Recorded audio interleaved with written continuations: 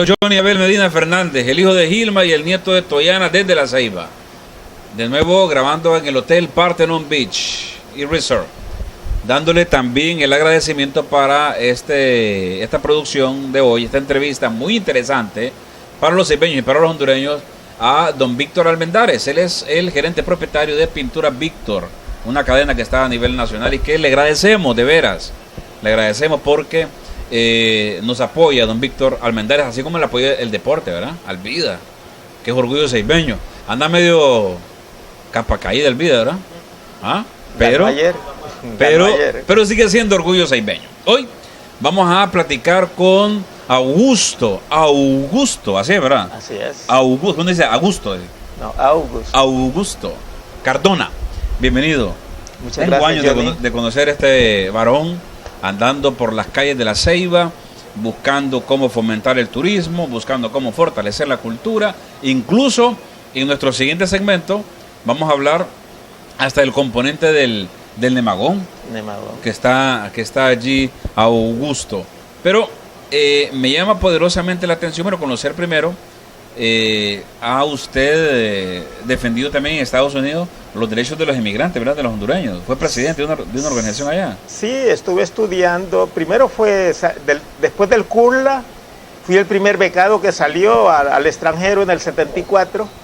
Estuve estudiando en Montreal, en Canadá. Estuve estudiando Derecho Internacional. Después me fui para Estados Unidos.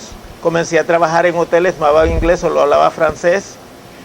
Y entonces, como solo hablaba francés, me tocó comenzar desde abajo en hoteles y me fue gustando lo de hoteles. Entonces me puse a estudiar, hice mi técnico en hotelería y turismo, estudié en el Miami-Dade Community College y después me fui a la Florida International University.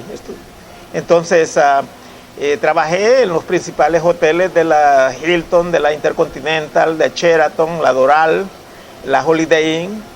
Después, cuando ya estaba terminando mi carrera en hotelería y turismo, después de la práctica me fui, tenía que presentar una tesis y me fui a trabajar a los barcos turistas para conocer. Mi idea era conocer todos los destinos, la mayoría de destinos que pudiera del Caribe, y tratar de resumirlos en mi tesis que hice aquí en La Ceiba. Y ahí es donde sale, en el 82, ya. 82-83. Ya. ¿De esa tesis sale, me contaba? ¿Cómo? ¿De esa tesis qué es lo que sale? De allí sale la idea de aquí de la zona viva, que solo era calle turística en ese tiempo, que le puse, que casualmente el mejor referente que tengo era que venía comenzando don Vicente Carrión con mi ranchito, con pollitos al carbón. Y él me dice, eso ni mis mis nietos lo van a mirar. Ese Mi Ranchito se ubica hoy donde está la discoteca. La discoteca. Ibo, que siempre ha habido negocio de los Carrión ahí, ¿verdad? Aquí en La Ceiba. Así es. Esa es referencia para las personas que nos están viendo, ¿no? Casualmente, esto estaba cerrado. ¿A dónde? Esta parte de la zona viva, aquí en realidad no existía camino abierto. Ya. Aquí estaba un lugar que le llamaban Brillo del Mar. Me acuerdo de hoy es una iglesia ahí, el Brillo del Mar. Sí, casualmente. Me acuerdo. ¿El piloto? El piloto, no, en ese tiempo estaba la Piraña, que don Nahum Ponce era el propietario del negocio. En el mismo lugar donde funcionó el piloto, que hoy es Turicentro Barra Vieja, al lado del Civiu. No, de allí se fue para el Turicentro y después se fue a las 3Jotas, algo así, ¿no? Antes estuvo las 3Jotas y después el piloto. ¿Y el Civiu? No, el Civiu, me acuerdo cuando estaba niño, que estaba en la escuela, me acuerdo que iba allá a estudiar, ¿no? Cuando las tajaditas las vendían a 20 centavos y los frescos a 10 centavos, 10, 15 centavos. ¿Todo eso lo motivó usted para hacer un trabajo, una tesis? Me está contando, para que funcione la zona viva de La Ceiba. ¿Así es? Sí, en ese tiempo, casualmente, fue cuando se dio que el estándar empezó a cerrar lo del muelle. O sea, despidió la gente del muelle. Yo fui muellero. Casualmente, a los 5 años yo iba a dejar comida al muelle del barrio La Isla donde vivía. Y después a los 16 años comencé a trabajar en el muelle también. Todo el mundo me conoce ahí en el muelle, de los viejos muelleros y todo eso. Y de ahí entonces es que surgió también la idea, no solamente la zona viva, sino que si quieres que te muestre acá. Podemos ver La maquetita esta al estilo Augusto, porque no está como tan tecnificada, ¿verdad? No, solamente lo hice. Pero muestra una idea claramente. Para una idea. Ok, a ver si nos enseña ahí. ¿Qué es lo que está plasmado en esa idea suya? Mire, este era el muelle. En el 82-83. Ok. Vamos a ver, aquí era el muelle. El rompeolas no fue del yugoslavo, fue idea mía. Lo que pasa es que cuando me fui, dejé aquí los proyectos y no sé cómo fue a darle las manos de otras personas. La idea era que el rompeolas protegiera el muelle.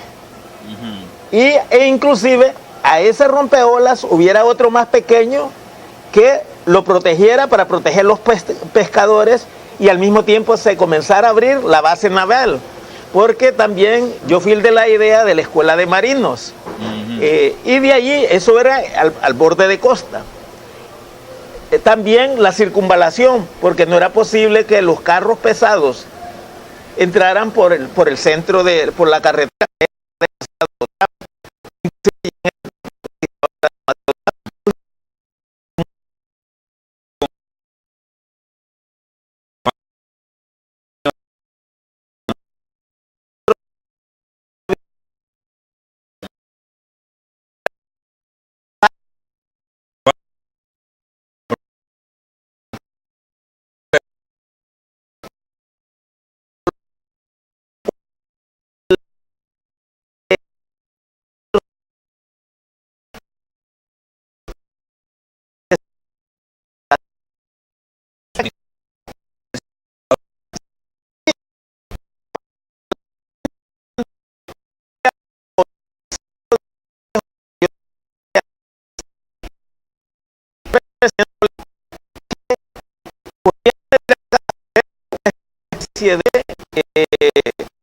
De Cancún, porque para ese tiempo estaba comenzando Cancún y Cozumel también.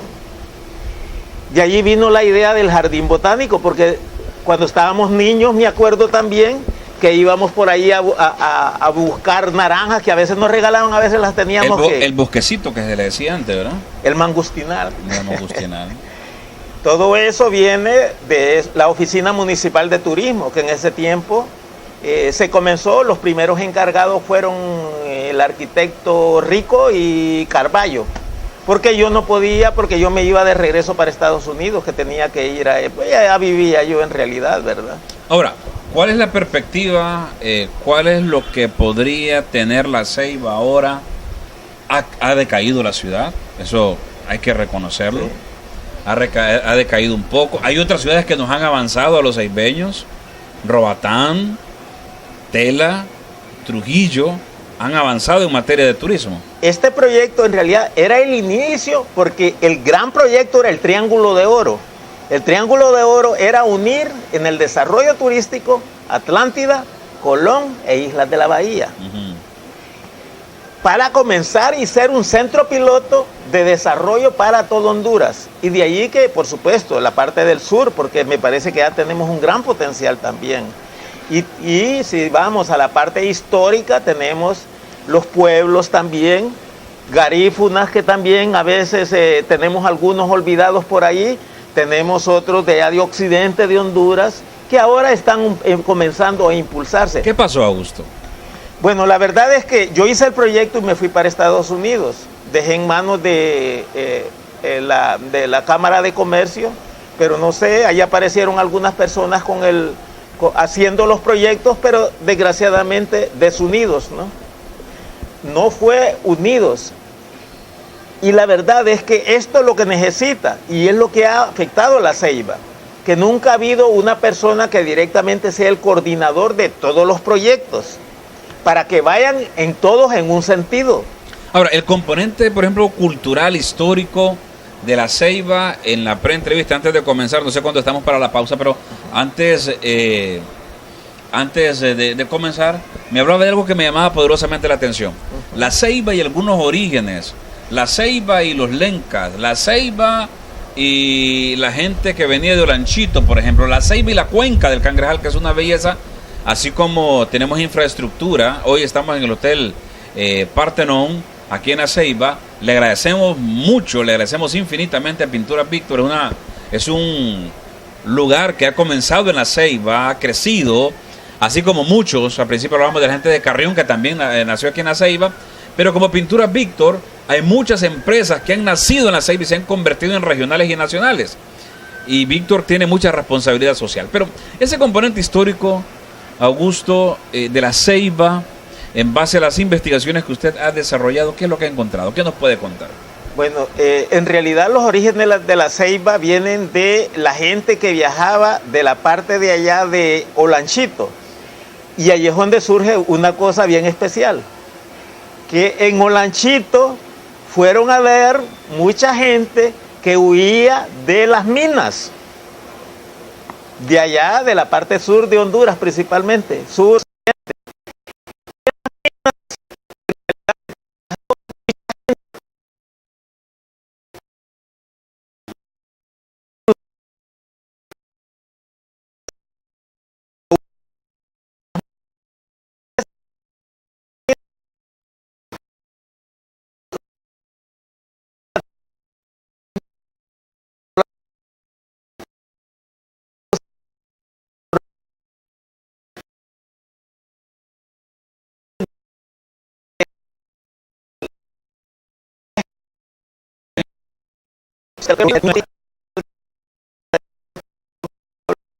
Todo eso no creo que se pueda investigar un poquito. Hacemos una pausa.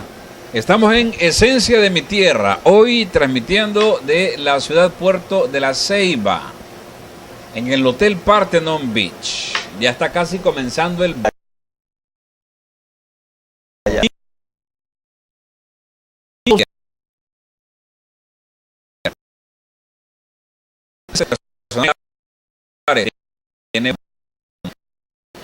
Tiene una franquicia de pinturas exclusiva, él como distribuidor en Honduras. Y eso también es fruto del trabajo. Es fruto del trabajo. Trabajo que yo creo, Augusto, que como que se nos ha quedado a los ceibeños, ¿no? Sí. Estamos hablando con Augusto Cardona. Él es un máster, un técnico en materia de turismo y cultura, es miembro de la Sociedad Cultural aquí en la ciudad Puerto de La Ceiba. Y debo de decirlo también, porque la gente que provoca cambios, muchas veces, o otros, o los ignorantes lo ven como loco. Yo creo que usted lo miran como loco también, ¿no? Hay algunas personas que me confunden, creo yo, pero ¿qué le vamos a hacer, verdad? Parte de la ignorancia, ¿no? Yo creo que sí, hay un poco de atraso en nuestra gente y hay que comprenderlo. Está loco, dije. Así es. Está soñando. Pero, proyectos como este, tal vez, proyectos como este. Mis sueños, imagínense que desde el 82 vino Procorredor. Procorredor no saben por qué vino directamente. Con el primero que platicaron fue conmigo. Ni ellos sabían que yo sabía el por qué ellos venían. Ellos no sabían que nosotros, que yo, porque la cadena de hoteles Intercontinental me tuvo en Hamburg, Alemania. Yo estuve 3 días sin bañarme allá. ¿Qué es lo que sucedió? ¿Cuántos idiomas habla usted? ¿Cómo? ¿Cuántos idiomas habla? 4 o 5, porque la verdad es que ya la falta de práctica también ¿Francés? estoy. Oui. Francés, me oui. Acuérdate que yo fui el que hice el proyecto de traer los canadienses franceses acá y tú me ayudaste y hiciste muchas tomas cuando andamos el trencito de la alegría, Sí, me acuerdo. que era el ferrocarril, ¿no? En los vagones del ferrocarril. Bien. Y acuerdo que venías comenzando tú en los medios, ¿no?, de comunicación. Y siempre me he ligado, siempre me he pegado al fortalecimiento cultural y turístico, porque yo creo que es lo que necesita un país como este, con tanto potencial, una ciudad como esta, con tanto potencial, que yo todavía, trabajando mucho en materia de turismo y de cultura, no logro entender por qué nos estamos quedando atrás, Augusto. Me refiero a La Ceiba. Sí, mira, ¿Por qué será? En La Ceiba hay un gran problema, que siempre tratamos de ser dependientes. Primero, con la Standard Fruit Company. Luego, desgraciadamente, el narcotráfico tuvo que ver mucho. Y ahora, y nunca nos hemos unido para en una unión para el desarrollo de nuestra ciudad y depender de nosotros mismos. Nosotros miramos el comercio un poco separado. El turismo, nosotros es la ciudad que tiene más ventajas en Centroamérica, pero desgraciadamente, si tú miras, cuando te menciono el Triángulo de Oro, que estaba pensando en tela, porque yo le ayudé a Janet Caguas allá en Punta Sal.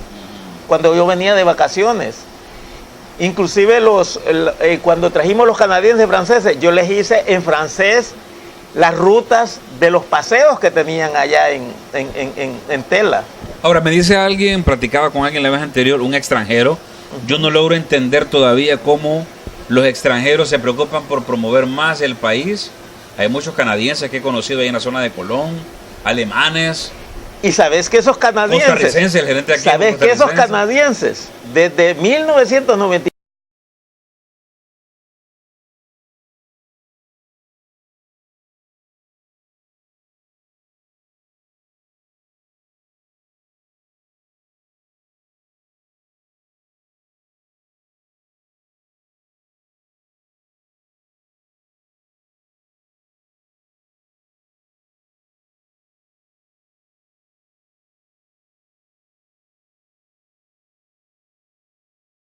como yo conocí ese mercado, porque yo estudié en Canadá, después que estudié en Estados Unidos, yo vivía en South Miami Beach. La idea de South Miami Beach parece mentira, pero viene de aquí también. Una vez me asaltaron y yo le reclamé a un profesor de la universidad que por qué no mandaban a arreglar esos pequeños hoteles que tenían abandonados en South Miami Beach, porque allí vivían los marielitas. Los marielitas eran la gente que había estado en los presidios de Cuba y que le habían dado entrada en Estados Unidos a través de los barcos aquellos que entraron al por mayor y que llevaron la gente. Fíjate cómo mi idea cuando fue allá, y todavía no se había llevado a cabo, solo me dijo uno de mis profesores, el doctor Jack Lowe, era dueño del Hotel Raleigh en South Miami Beach, que ese sí estaba funcionando, que por qué yo empecé a pensar en eso, ¿por qué no pensar en La Ceiba? Y me puse a analizar las cosas bonitas que tenemos. Yo tengo el estudio, el primer estudio que se hizo para Pico Bonito. Tengo el primer estudio que se hizo para ir a Cuaro Salado. Fui de los primeros que empezó a llevar gente a la Laguna de Cacao. Empecé a llevar gente a Cayos Cochinos. Pero se perdió todo eso. ¿Por dónde hay que recomenzar entonces en la ciudad? Mira, el problema es que es verdad que han habido algunas pequeñas empresas, tour operadoras, los hoteles, pero la verdad, existe una Cámara de Comercio que no nos ha unido, que no ha hecho proyectos donde realmente, cuando digo proyectos, no digo proyectos aislados, o proyectitos que realmente uno quiere sacar pecho y todo eso, no. Lo que necesitamos son unir todo eso y mostrar al mercado internacional un macroproyecto de lo que es en realidad La Ceiba como destino turístico. Desgraciadamente, a veces no le comprenden a uno la gente, tenemos un montón de grupitos. Imagínate que todo lo que hay en La Ceiba, yo nunca he cobrado ni un centavo para hacer todas estas cosas que hemos hablado. El jardín botánico que es Credi ahora, las playas del Perú que estamos hablando. El primero que vino de todo Centroamérica hablando de medio ambiente, porque fue cuando yo estaba en Alemania, comenzaron los primeros movimientos de medio ambiente en el mundo, en Alemania. Pero ¿por qué siente usted en algún momento que lo han menospreciado, que lo han aislado, que lo han tomado de menos? No sé, las autoridades, quienes deben de decidir, etcétera. Yo sé que tengo un defecto, que casualmente es hablarle claro a todo mundo. Mire, lo del muelle, yo tenía 2 años de estar allí, inclusive te puedo mostrar aquí, el Banco Centroamericano estaba bien interesado en la reapertura de ese muelle. Comenzó la comisión, me preguntaron si era verdad que yo tenía un proyecto, sí les digo. ¿Y por qué no lo daba? Sí, se los doy. Y entonces, pero les pongo una condición, libros abiertos. Se enojaron mucha gente. Las cosas no las podemos hacer aislados para el desarrollo de nuestra ciudad. Tenemos que hacerlas coordinadamente para presentar La Ceiba como un verdadero destino turístico. Bien, no sé cómo estamos de tiempo, estamos hablando con don Augusto Cardona. Don Augusto Cardona, me llama poderosamente algo la atención cuando yo veía los libros y algunos documentos que usted me había mostrado. Aquí están todos los resúmenes de las 16 atracciones turísticas. Desde el 95, les digo, inglés y computadoras son importantes. Una carta de don Roberto Hernán Leva, ¿eh? Sí. Que dio cosas. Sí. Pero lo del Nemagón, Augusto, ya estamos casi al cierre. ¿Cómo va avanzando eso? Hay mucha gente que está pendiente de lo que tiene que ver con el Nemagón, esa demanda internacional contra el estándar. ¿Cómo va eso? Sí, creo, vamos bien en realidad, porque la verdad es que la misma estándar, la misma DOL, que es los verdaderos dueños del estándar, el bufete de abogados que nos ha llevado el caso allá, pero desgraciadamente que nos tiene olvidados acá, con la presión que le estamos haciendo, porque yo ya tengo la solicitud de una revisión en la Corte Suprema de Justicia de Estados Unidos en Los Ángeles, que es a donde se está llevando a cabo el caso, casualmente hallando papeles de lo que es el caso, pero yo les digo a los compañeros, es importante, tenemos dudas, no podemos deshacernos de los abogados porque no tenemos directamente, ellos han trabajado, es verdad, pero al mismo tiempo han cometido errores, pero al mismo tiempo estamos tratando de mediar correctamente con ellos, ¿no? Porque se supone que en marzo vengan a pagar. Esa es una idea, pero ya nos han engañado como 50 veces. Bien. Lo importante es que ellos se están viendo presionados, porque inclusive yo le agradezco al gobierno de la República, al señor presidente, porque nos ha atendido en casa presidencial y ha delegado a ciertos secretarios privados de casa presidencial a que nos atienda y que nos colabore, digamos, en unir todos los que somos demandantes del Nemagón para que el proyecto sea uno solo. Y otra cosa que es importantísima, que allí se nos han colado un montón de gente que nunca trabajó con la Standard Fruit Company. No tienen por qué estar allí. Pero deben de depurar entonces ustedes. Tenemos que depurar y en eso me está colaborando el gobierno, en hacer reuniones donde todo mundo tiene que presentar papeles. Bien, gracias Augusto. Hablando de papeles, mira que me puse a ver esta carpeta frente a la cámara, ya lo había hecho, porque para que nosotros platiquemos con alguien obviamente debe estar documentado. Y Augusto Cardona está documentado, más documentado que cualquiera. Augusto Cardona, profesional egresado en Estados Unidos con hotelero turístico, diseño de interiores y exteriores, lo mismo que bienes raíces. Aquí este es un proyecto de varias páginas que busca, que tiene la introducción para fortalecimiento del turismo en las zonas de Islas de la Bahía, Atlántida y Colón. Este es un documento. La ciudad de los niños, beneficio para la infancia de Honduras. Sí. Eso fue de cuando me gradué en secundaria. Esto fue en 1972. Comenzaba Sor María Rosa con su primer lugar de aldeas SOS. Aquí dice Plan de Desarrollo de la Nueva Región. Sí. De la nueva región, que era el Triángulo. Definitivamente el desarrollo de una nueva área no es una tarea fácil, requiere de mucho esfuerzo, ingenio y sacrificio, de tal forma planificado y logrado poco a poco con pequeñas metas. No tiene la fecha, pero aquí está. Sí, por acá Johnny, vi otro. Si miras los dibujos que yo mismo hacía, este es lo que yo quería para el jardín botánico. Era con fecha el muelle de cabotaje. 82-83. Aquí es el jardín botánico, el Naranjal. Es el nombre original de esa colonia y en 1982 a ese terreno que tratamos de guardar su originalidad lo bautizamos con el nombre de Jardín Botánico.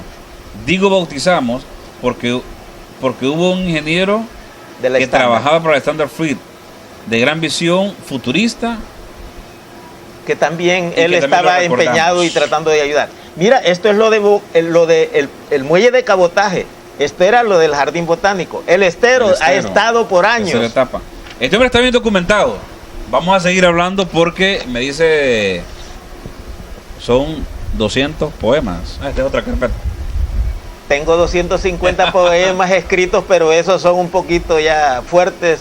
Principalmente ahí sí ataco mucho a los políticos que tienen atrasado nuestro país. Gracias, Augusto, por el tiempo, por haber venido a sentarse a platicar un poco con nosotros, hablar de cosas positivas, propositivas, despertarnos nosotros como ceibeños, como hondureños, para el desarrollo eficiente y eficaz de esta ciudad. De veras, gracias.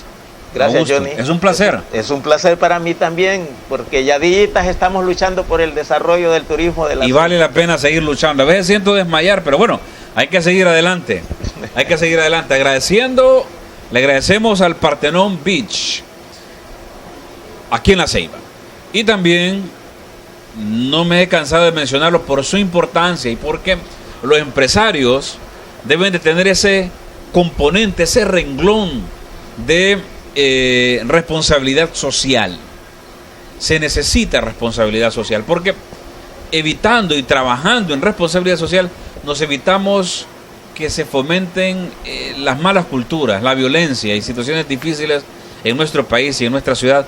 Por eso le agradecemos infinitamente a don Víctor Almendares de Pinturas de Víctor. También quiero, él le ayuda mucho a las iglesias. ¿Sí? Inclusive estamos tratando de traer caravanas médicas de Estados Unidos. Vale la pena. Y hay que seguir trabajando con don Víctor Almendares. Soy Johnny Abel Medina Fernández, el hijo de Gilma y el nieto de Toyana, y esta es Esencia de mi Tierra. Así es.